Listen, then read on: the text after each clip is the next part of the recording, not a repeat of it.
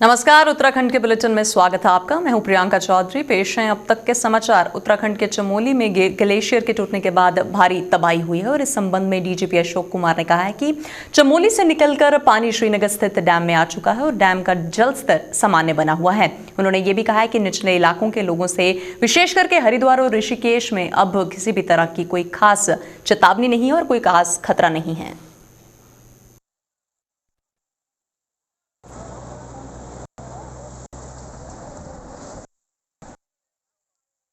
मैं तपोवन आपदा के बारे में स्पष्ट करना चाहूंगा कि ये दुर्घटना लगभग 11 पौने 11 बजे की है, जब एक अवलांच आया और उसने ऋषिगंगा पावर प्रोजेक्ट को जो है पूरी तरह से तोड़ दिया और वहां पे जो कर्मचारी काम कर रहे थे वो सब मिसिंग है ऑलमोस्ट। उसके आगे तपोवन में भी एक पावर प्रोजेक्ट था एनटीपीसी का, वो जो है उसको भी इम्पैक्ट किया है। वहां भी 150 के करीब कर्मचारी थे, किंतु वहां कुछ लोगों के टनल में होने की सूचना प्राप्त हुई है, जिसमें हमारा उत्तराखंड पुलिस की एसडीआरएफ टीमों का प्रयास जारी है उनको बचाने का। ये और बड़ी बात बताना चाहूंगा कि जो पानी और मलबा जो आगे आया नीचे डाउन स्ट्रीम में, हमने सबको अलर्ट कर दिया था, पूरे एरिया को खाली करा दिया था गंगा के किनारे, जिससे कि कोई और फर्दर उसमें डैमेज ना हो। वो पानी अब श्रीनगर में डैम है, वहां पहुंच के वो पूरा स्टेबल हो गया। उससे आगे अब कोई खतरा, किसी तरह का खतरा किसी को नहीं बचा है। ये मैं हरिद्वार, ऋषिकेश, मुनि के रेती और ब्यासी देवप्रयाग के लोगों को ये बताना चाहूंगा। उत्तराखंड राज्य मौसम केंद्र ने 9 और 10 फरवरी को ऊंचाई वाले क्षेत्रों में हल्की बारिश और बर्फबारी की संभावना जताई है। मौसम वैज्ञानिक रोहित थपलियाल के अनुसार 9 और 10 फरवरी को कमजोर पश्चिम विक्षोभ के कारण कुछ जगहों पर भारी बर्फबारी और बारिश भी रहेगी। रोहित थपलियाल ने कहा है कि 11 फरवरी के बाद से 3-4 दिन मौसम साफ रहेगा। 8 तारीख को उत्तराखंड में मौसम साफ रहेगा। उसके बाद 9 तारीख से एक कमजोर पश्चिमी विक्षोभ उत्तराखंड के पर्वतीय क्षेत्रों को प्रभावित कर सकता है, जिसके कारण उत्तराखंड के जो आंतरिक जिले हैं उनमें 9 और 10 तारीख को छुटपुट वर्षा और बर्फबारी की एक्टिविटी हो सकती है।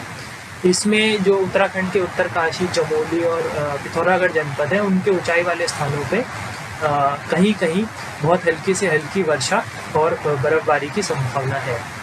ये एक्टिविटी 9 तारीख की दोपहर शाम से लेकर के 10 तारीख की दोपहर शाम तक रहने की संभावना है। तो 9-10 तारीख को उत्तराखंड के मिड हिल्स और प्लेन्स के जो रीजन है वहाँ पे मौसम मुख्यतः साफ रहेगा, आसमान मुख्यतः साफ रहेगा। और उसके बाद 11 तारीख से उत्तराखंड में अगले 2-3-4 दिन मौसम साफ रहने की संभावना है। चमोली में बांध टूटने के बाद हरिद्वार देहात, खासतौर पर लक्सर, खानपुर इलाकों में क्या हाल है? प्रशासन के किस तरह से अलर्ट जारी किया है? क्या क्या तैयारियां हैं? इस बाबत JK 24/7 न्यूज ने लक्सर एसडीएम शैलेंद्र नेगी के साथ खास बातचीत की और देखिए ये रिपोर्ट। जिस तरह से हाईलाइट किया गया है उसे देख करके ऐसा लगता है कि प्रशासन पूरी ताकत के साथ में लोगों को अलर्ट करने में जुटा हुआ है। गांव-गांव जा करके पुलिस और प्रशासन के लोग एक तरफा अनाउंसमेंट करने के साथ ही जिम्मेदार लोगों को उनकी जिम्मेदारी भी तय कर रहे हैं। सबसे बड़ी बात तो है कि खुद एसडीएम शैलेंद्र सिंह नेगी मैदान में उतरे हुए हैं। जिस तरह की जानकारी अभी तक आई है उसे देख करके लगता है कि प्रशासन ने काफ़ी हद तक इस पूरे मामले में अलर्टनेस को कवर कर लिया है। हमारे साथ में गंगा नदी बालावाली घाट पर एसडीएम नेगी जी हैं, उनसे बात करेंगे। वो खुद यहाँ आए थे, लोगों को जागरूक किया है। अब हालात कैसे हैं, आगे क्या रहेगा, क्या व्यवस्था, बात करेंगे। सर, जिस तरह से आप खुद पूरे इस प्रकरण को लेकर के मैदान में हैं और खासकर आपने करीब 32 गाँव का अभी तक दौरा किया है, क्या स्थिति है? हमारी तहसील में जितने भी गंगा नदी से जुड़े हुए गांव हैं, हम लोग वहां सभी लोगों गांव में पहुंच गए हैं। सभी लोगों को सतर्क कर दिया है। मंदिरों से, मस्जिदों से हमने अनाउंसमेंट करवा दिया है। ग्राम प्रधानों के माध्यम से अनाउंसमेंट कर दिया है। हमारे लोग जो है हर बाढ़ चौकी और राहत शिविर के माध्यम से लोगों को अलर्ट कर रहे हैं। जिस तरह की सूचना आई है उसे लेकर के लोगों में एक भय भी है, भ्रम बना हुआ है। आप स्थिति को थोड़ा क्लियर कर देंगे तो कहीं ना कहीं चैनल के माध्यम से भी जानकारी जाएगी लोगों में कि भाई सच्चाई क्या है। अभी ऐसा कोई घबराने की ज़रूरत नहीं है। दोपहर का समय है और ग्लेशियर टूटा है। कोई बारिश नहीं हो रही है कि जो लगातार बारिश हो रही है पानी बढ़ता जाएगा। ग्लेशियर का पानी है वो एक समय में निकल जाएगा। हम ऐसी उम्मीद करते हैं कि थोड़ी देर, जितने समय बाद भी वो सामान्य वाली स्थिति होने वाली, प्रशासन आपको अवगत करा देगा। घबराने की कोई ज़रूरत नहीं है, किसी अफवाह फैलाने की ज़रूरत नहीं है, भगदड़ की कोई ज़रूरत नहीं है। हाँ, सुरक्षित स्थानों पर बने रहें और अपने छोटे बच्चे, बुजुर्ग और जो बीमार हैं, जो विकलांग हैं, दिव्यांग हैं, उन लोगों को भी साथ दें और उन लोगों को भी सुरक्षित स्थान पर पहुँचाएँ, ऐसी हम अपील करते हैं। अभी तक जो हमारे पास इंतजाम है, खासकर जैसा कि SDRF को बुलाने की तो जरूरत नहीं पड़ी होगी। नहीं, अभी ऐसी कोई स्थिति नहीं है, क्योंकि हमारे ज़िले में अभी पानी नहीं पहुंचा है, इसलिए हमें पता भी नहीं है कि पानी का वेग कितना है, कितने एरिया को कवर कर रहा है, नुकसान की क्या संभावनाएं हो सकती हैं। जब आएगा तब तत्काल जो है निर्णय लिया जाएगा और जो भी ज़रूरी होगा उनको बुलाया जाएगा। अफवाहों पर किस तरह से अंकुश लगाएंगे और किस तरह उस पर मतलब जो है चार्ज किया जाएगा? अफवाहों को रोकने के लिए हमने हर गांव में अनाउंसमेंट में ये बात ज़रूर शामिल की है कि कोई भी गलत अफवाह न फैलाएं। यदि किसी को कोई सूचना मिलती है तो वो हमसे बात कर सकता है डायरेक्ट, वो थानों में जा सकता है, पुलिस के किसी आदमी से, पटवारी से, तहसीलदार से बात कर सकता है, मीडिया के लोगों से भी कंफर्म कर सकता है, क्योंकि वो हमारे साथ बने हुए हैं। अफवाह नहीं फैलानी है, अभी सब कुछ सामान्य है, आपदा नहीं आई है, केवल आपको सतर्क किया जा रहा है कि गंगा नदी के तट पर जो लोग हैं वो लोग फिलहाल हट जाएं। यदि पानी बढ़ेगा तो किसी तरीके से कोई नुकसान न होने पाए। चलिए सर, धन्यवाद। तो आपने देखा, स्थिति क्लियर कर दी है SDM शैलेंद्र सिंह नेगी ने। और साफ तौर पर एक बात और बताई है कि सबसे बड़ी बात है कि आपदा नहीं आई है। हाँ, इतना ज़रूर है कि हमारी फितरत में भी है और ज़रूरी भी है कि सावधान रहना चाहिए, इसीलिए तमाम लोगों को अलर्ट किया गया है। पानी अभी तक नहीं पहुंचा, यदि थोड़ा बहुत बढ़ता भी है, प्रशासन ने तमाम इंतजाम किए हुए हैं। साफ तौर पर कहा गया है, अफवाह फैलाने वालों को बख्शा नहीं जाएगा। जो धाराएं बनती हैं SDRF के तहत उसमें कार्रवाई की जाएगी। तो लोग सावधान रहें, सुरक्षित रहें, प्रशासन से जो जानकारी चाहे वो ले सकते हैं, ये भी इन्होंने कहा है। जसवीर सिंह, जगह 24 न्यूज़, लक्सर। लक्सर कोतवाली व पथरी थाना पुलिस को बड़ी कामयाबी हासिल हुई है। दोनों थानों की पुलिस ने मिलकर 3 बदमाशों की 3 गैंग का भांडाफोड़ कर भारी मात्रा में लूटा हुआ सामान भी बरामद किया है। इस संबंध में SSP हरिद्वार सेथिल अबुदेई कृष्णराज S ने बताया है कि लश्कर पुलिस द्वारा पकड़े गए शातिर बदमाशों से 80,400 रुपए की नकदी बरामद की है। उन्होंने ये भी कहा है कि लुटेरों द्वारा 4 दिन पहले लक्सर के पास से ही दिन दहाड़े फाइनेंस कंपनी के कर्मचारी से 1 लाख से अधिक की नकदी लूटी थी। इसके साथ ही लक्सर पुलिस ने बाइक चोर गैंग के 5 सदस्यों को गिरफ्तार किया है। उनके कब्जे से चोरी की गई 8 बाइक बरामद भी की है। पथरी पुलिस ने बाजू और सुमिति नामक शातिर बदमाशों को गिरफ्तार कर उनके कब्जे से 24 मोबाइल फोन और लाखों रुपए की कीमत का सामान भी बरामद किया है। उन्होंने कहा है कि इन बदमाशों पर अलग अलग राज्यों में 18 केस दर्ज किए गए हैं। तो इसमें जो है बहुत अच्छा सा सफलता मिली है। ये 3/2/2021 को जो है कोतवाल लक्सर क्षेत्र में जो है लगभग दिन में 12:30 बजे जो है एक लूट की घटना हुई थी। इसमें एक सदाम हुसैन करके वादी का नाम था। इनसे जो है इनका बैग से जो है 3 लड़के तमंचे के बल पर जो है उसको लूट के चले गए थे। हमारा पुलिस अधीक्षक ग्रामीण का नेतृत्व में जो है क्षेत्र अधिकारी का निर्देश में हमने एक टीम गठित करी थी। इनमें टीम लगातार काम करे तो आज हमें सफलता मिली। इस पर 4 लोगों का गिरफ्तार किया है और इनसे जो है जो लूट हुई जो पैसा है 80,400 रुपया और लूट में प्रयुक्त 2 मोटर बाइक और तमंचा और कारतूस हमें बरामद किया है। ये जो 5 तारीख को जो हमने पथरी कोतवाली में जो एक प्रेस करी थी, इस पर जो है लगभग 10 लाख का माल का जो है हमने बरामद करी था और 4 लोगों का हमने गिरफ्तार करके जेल भेजा था। उसमें 2 अभियुक्त शेष थे, उसमें हम लगातार तलाश करते रहे थे। आज हमें सफलता मिली कि इसमें दोनों को हमने गिरफ्तार कर लिया। इनका 24 मोबाइल फ़ोन्स और जो है जो कटर है नगद का सामान हमारे पास मिला है।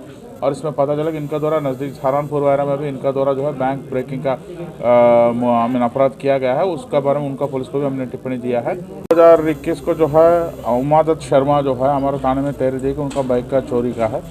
हमने तत्काल FIR कायम करी है और इसमें कार्रवाई करते तो आज हमें सफलता मिली। इसमें 8 बाइक हमने रिकवर किया है 5 लोगों से जो है। इसमें 3 बाइक हमने कनेक्ट कर दिया है, बाकी 5 बाइकों को कनेक्ट करने की कार्रवाई प्रचलित।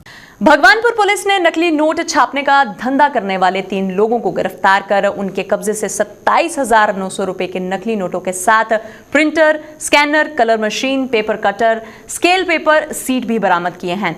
इस मामले को लेकर रुड़की सिविल लाइन कोतवाली में पत्रकारों को संबोधित करते हुए CO मंगलोर पंकज गोरेला ने बताया है कि भगवानपुर पुलिस को मुखबिर के द्वारा सूचना प्राप्त हुई थी कि सोलानी पुल महाकाल मंदिर के पास चक्रोड़ पर नकली नोट चलाने वाले गिरोह घूम रहे हैं, जिस पर पुलिस ने कार्रवाई करते हुए नकली नोट चलाने वाले गिरोह के 3 सदस्यों से 27,900 के नकली नोट व नकली नोट छापने वाले अन्य उपकरणों के साथ उन्हें बरामद भी किया है।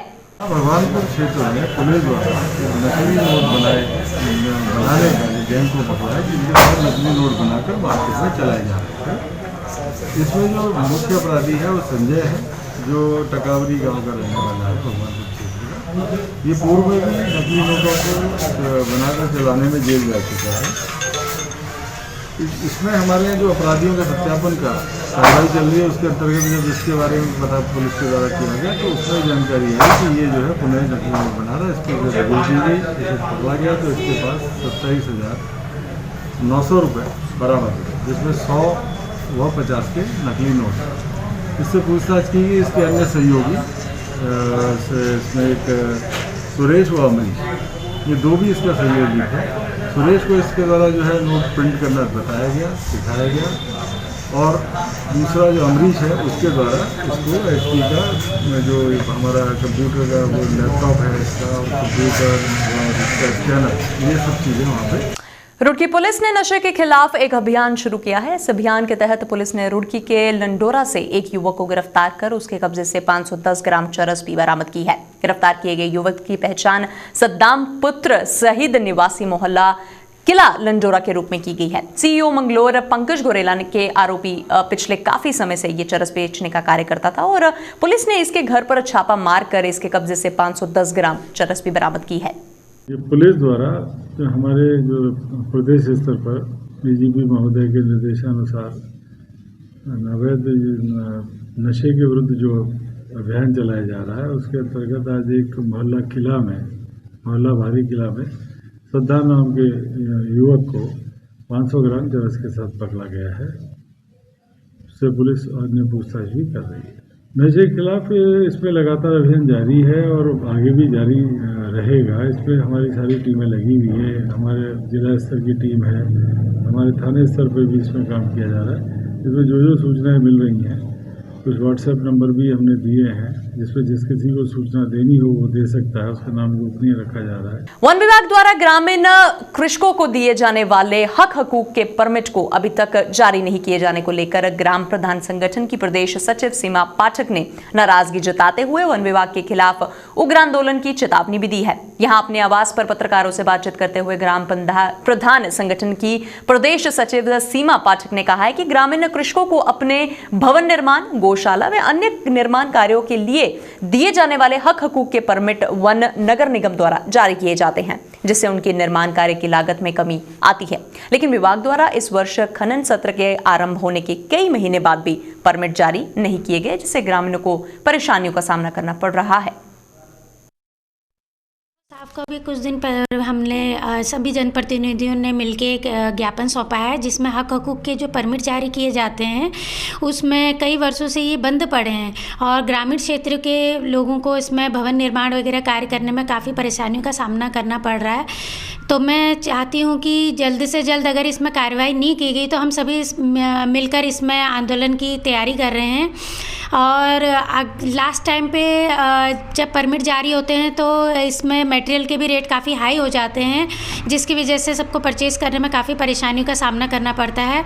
तो हम चाहते हैं कि जल्दी से विभाग इस पर कार्रवाई करे। वैसे तो हमें आश्वासन मिला है, नहीं तो हमें बाध्य होना पड़ेगा आंदोलन के। राज्य में केजरीवाल अभियान जारी है और इस अभियान के अंतर्गत काशीपुर क्षेत्र के भगेले वाला गांव में जब प्रचार वाहन पहुंचा तो भारी संख्या में ग्रामीणों ने आप कार्यकर्ताओं का गर्मजोशी के साथ स्वागत भी किया। इस अवसर पर आम आदमी पार्टी के नेता दीपक वाली ने कहा है कि लोगों को आम आदमी पार्टी से बहुत उम्मीदें हैं और उन्होंने ये भी दावा किया है कि राज्य में अगली सरकार आपकी ही बनेगी। उन्होंने ये भी कहा है कि भाजपा को लेकर लोगों में भारी रोष है और इससे साफ हो जाता है कि वर्ष 2022 के विधानसभा चुनावों में आम आदमी पार्टी को उत्तराखंड की जनता भारी बहुमत से सफल बनाएगी। तो ये देख रहा हूँ कि जनता जो हमारी उम्मीदों से ज़्यादा हमें यहाँ दिखा कि जनता आक्रोश से भरी हुई है। बहुत खराब स्थिति है, गांव के अंदर सुविधाओं का बिल्कुल अभाव है और लोग जो मूलभूत आवश्यकताएं हैं उनके लिए भी जूझ रहे हैं। जनता के अंदर बहुत आक्रोश है त्रिवेंद्र सरकार को लेकर। उनको आम आदमी पार्टी से बहुत उम्मीदें हैं और वो लगातार जब उनसे हम लोग संवाद कर रहे हैं तो वो अपनी उम्मीदों को आम आदमी पार्टी के प्रति समर्थन दिखाकर लगातार दिखा रहे हैं कि वो इस बार सत्ता से बेदखल कर देंगे। कोविड-19 वैक्सीन के दूसरे चरण में हल्द्वानी कोतवाली में पुलिस और नगर निगम के कर्मचारियों को वैक्सीन लगाई गई। हल्द्वानी कोतवाली परिसर में कोविड-19 वैक्सीन कैंप के पहले चरण में 11 पुलिस कर्मचारियों और 9 नगर निगम कर्मचारियों को वैक्सीनेशन लगाई गई। एसपी सिटी जगदीश चंद्र ने बताया है कि इस टीकाकरण अभियान में पुलिस के 600 और नगर निगम के 700 कर्मचारियों को वैक्सीन लगाई जाएगी। उन्होंने ये भी कहा है कि इस वैक्सीन से किसी भी तरह का कोई भी साइड इफेक्ट नहीं पड़ता है, लिहाजा अपनी बारी आने पर सभी कर्मचारी वैक्सीन जरूर लगवाएं। हल्द्वानी में ये सेकेंड फेज का टीकाकरण अभियान शुरू हो चुका है, जिसमें पुलिसकर्मी और नगर निगम के कर्मचारियों को टीका लगना है। मेरे द्वारा भी इस टीके को लगा लिया गया है और मैं पूरी तरह से स्वस्थ हूँ। मैं सभी को ये बताना चाहता हूँ कि ये वैक्सीन कोई हार्मफुल इफेक्ट, एडवर्स इफेक्ट नहीं कर रही है और मैं पूरी तरह से स्वस्थ महसूस कर रहा हूँ।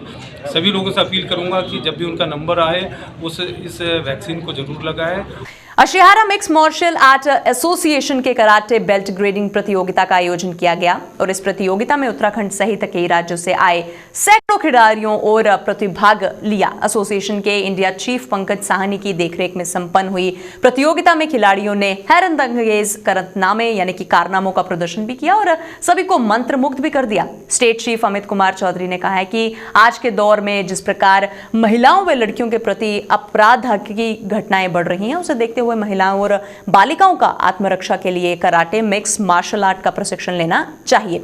एसोसिएशन के इंडिया चीफ पंकज साहनी ने कहा है कि कराटे मिक्स मार्शल आर्ट शरीर को मजबूत करने का सबसे अच्छा माध्यम है, सभी को इसका प्रशिक्षण अवश्य लेना चाहिए।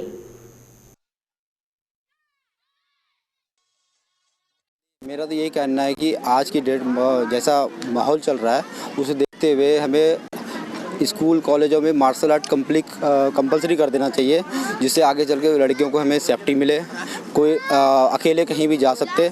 ये मार्शल आर्ट का कोई गेम में इनकी अपनी रक्षा नहीं कर सकता, सिर्फ मार्शल आर्ट ही कर सकता है। डिफरेंट है कि हमारे जितने भी बच्चे गर्ल्स करते हैं मार्शल आर्ट करते हैं वो अपनी रक्षा कर सकते हैं। आज आशियारा मिक्स मार्शल आर्ट की तरफ से आज हरिद्वार में एक भव्य ग्रेडिंग का आयोजन संसई अमित कुमार चौधरी जी उत्तराखंड के जो चीफ हैं ये ऑर्गेनाइज कर रहे हैं। ये कोरोना टाइम में इतना बड़ा गैदरिंग लेके भी इवेंट करना बहुत बड़ी बात है और हम सबको मेन मोटिव है इम्यूनिटी को बढ़ाना और एक्सरसाइज ही है और एक मार्शल आर्ट एक ऐसा गेम है जिसमें सेल्फ डिफेंस है, जो कि हरिद्वार के लिए एक काफ़ी अमित जी एक वरदान है जो कि यहाँ पे इवेंट कर रहे हैं। मार्शल आर्ट की ट्रेनिंग देखिए बहुत ही ज़्यादा ज़रूरी है और मुझे सबसे ज़्यादा खुशी ये हो रही है इनमें बालिकाओं की ट्रेनिंग देख करके।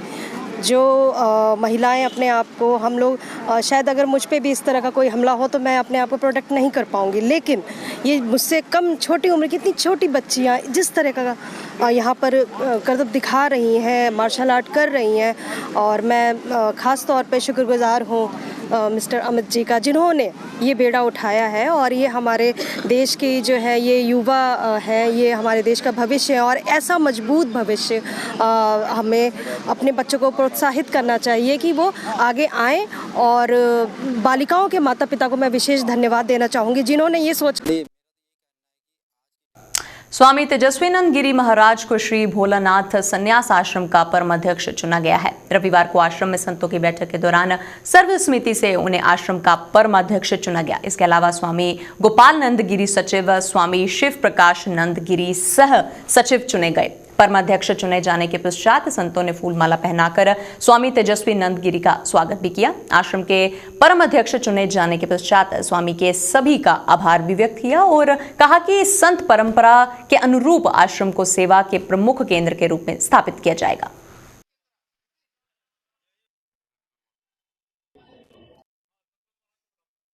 इकट्ठा हुए ये भोलागिरी आश्रम का जो परंपरा है, इस परंपरा का ऊपर श्रद्धा और सम्मान प्रदर्शन के लिए, सम्मान और श्रद्धा को परंपरा का रक्षण के लिए और एक सही दिशा में हमारा आश्रम का उन्नति के बारे में हम सब कटिबद्ध होकर के दृढ़ संकल्प को रखते हुए ये अनुष्ठान का आयोजन हो चुका है। 2010 में हमारा पूज्य देवानंद सरस्वती जी महाराज का शरीर संत होने के बाद में मेरा नाम पर प्रस्ताव आए थे। बहुत सारे भक्तों लोगों और सन्यासी संत लोगों भी, हमारा संत परिवार का और भारत संत समाज, अखिल भारत संत समिति, इन सभी से रामकृष्ण आश्रम भारत संघ का संत लोग भी मेरे को ये सूचना दिया, आप ये पदाधिकार पद में आओ, बैठ जाना चाहिए। चमोली जिले के नंदा देवी ग्लेशियर टूटने व बादल फटने से हुई जनहानि से संत समाज व आंकड़ों को शोक में लहर दौड़ गई है और इस भयानक आपदा में हुई जनहानि को कम करने और प्रदेश की शांति के साथ साथ सुरक्षा के लिए श्री माया देवी में जूना अखाड़े के अंतर्राष्ट्रीय संरक्षक श्री महंत हरिगिरी के संयोजन में शांति यज्ञ किया गया। अखिल भारतीय अखाड़ा परिषद के राष्ट्रीय महामंत्री श्रीमंत हरिगिरी महाराज ने इस आपदा की घड़ी में प्रदेश सरकार व प्रशासन को सभी अखाड़ों की ओर से हर संभव सहायता व सहयोग देने का आश्वासन देते हुए कहा कि वह सभी प्रशासन और सरकार के साथ हैं।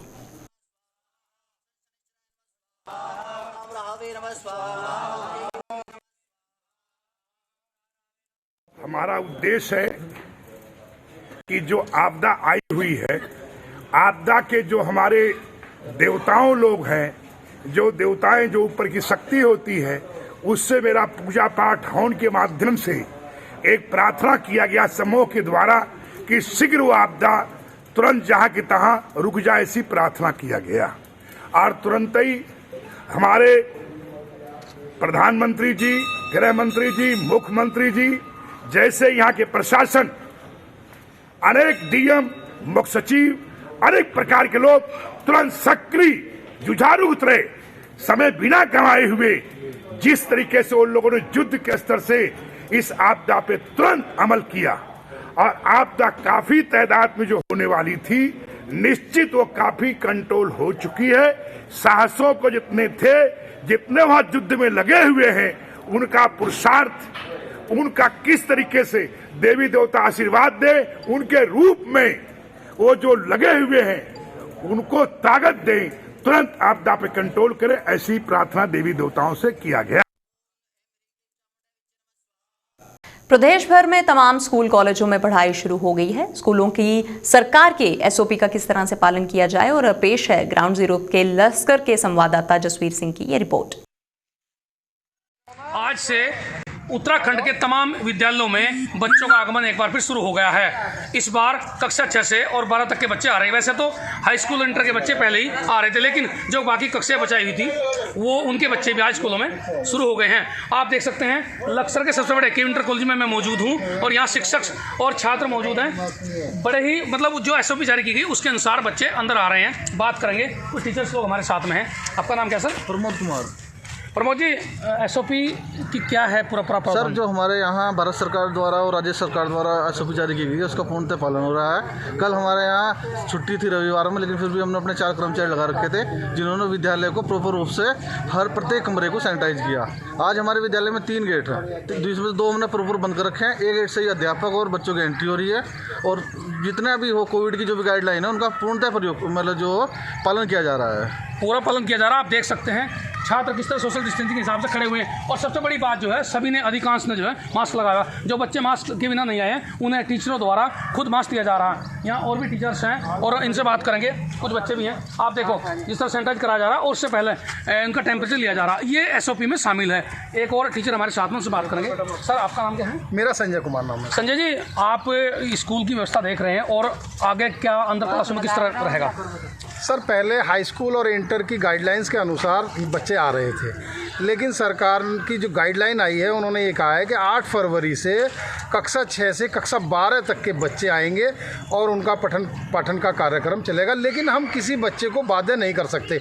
गाइडलाइन के अनुसार स्वेच्छा से बच्चे आएंगे और उस पर हम पेरेंट्स के सिग्नेचर लेंगे जो अपनी स्वेच्छा से भेज रहे हैं, और क्लासों में डिस्टेंसिंग का ध्यान रखते हुए बच्चों को पठन पाठन का कार्य कराया जाएगा और बच्चों को मास्क वगैरह का पूरा ध्यान, और सैनिटाइज विद्यालय को कर लिया गया है। डेली ये कार्य डेली चलेगा। संजय जी, आपके स्कूल में तो काफ़ी स्ट्रेंथ अभी मुझे देख रहा है, मैं देख रहा हूँ कि काफ़ी बच्चे आ रहे हैं। जी सर। तो इससे लगता है कि कहीं ना कहीं बच्चों में उत्साह है। जी जी। तो आपने देखा बच्चों में उत्साह, और ये टीचर्स हैं जो खुद ये व्यवस्था संभाले हुए हैं। तो जरूरी भी है, क्योंकि सबसे ज़्यादा जरूरी है कोरोना महामारी से बचना। हालांकि टीका आ चुका है और टीकाकरण भी शुरू हो गया है, लेकिन फिर भी हमारे पास जो सरकार की गाइडलाइन है उसे फॉलो करना जरूरी है। वो हमारे और हमारे बच्चों यानी कि पूरे समाज के लिए ज़रूरी है और इसी का पालन यहाँ किया जा रहा है। जसवीर सिंह जगह 24 न्यूज़ लक्सर।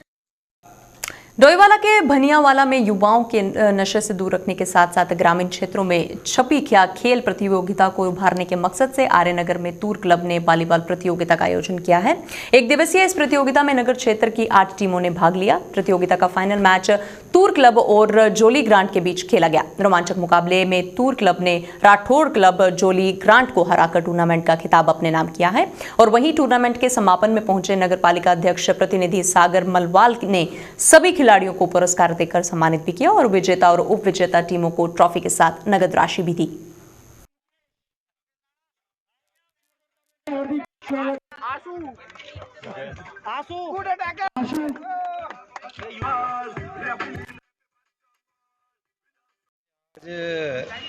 अपने आर्यनगर वार्ड से कॉलोनी से ये बच्चों को प्रोत्साहन किया है कि आप इस क्षेत्र में वॉलीबॉल की तरफ रुझान दें और अपने क्षेत्र के और बच्चों को भी अपने साथ जोड़ें और खेलें। हम ये चाहते हैं, माननीय हमारे नगर पालिका अध्यक्ष जी आ रखे हैं, इनसे भी हम निवेदन करेंगे कि अपनी हर वार्ड में हर जगह पर इन वॉलीबॉल का हर साल प्रोग्राम कराएं, जिससे बच्चों में युवाओं में एक खेलने की प्रवृत्ति बढ़ेगी और बच्चे नशे से हर चीज़ से दूर रहेंगे। निश्चित रूप से ये प्रतिभाओं निखारने का मौका मिलता है ग्रामीण क्षेत्र के बच्चों को और इससे सबसे बड़ी बात यह है कि इस क्षेत्र के हमारा जो ये खेल की जो आर्यनगर से आज ये स्टार्टिंग हुई है, तो हम सोच रहे हैं कि हर नगर पालिका के हर क्षेत्र में इसका आयोजन हो या खेल के सभी प्रकार के खेल खेले जाएं, उसमें वॉलीबॉल हो या क्रिकेट हो।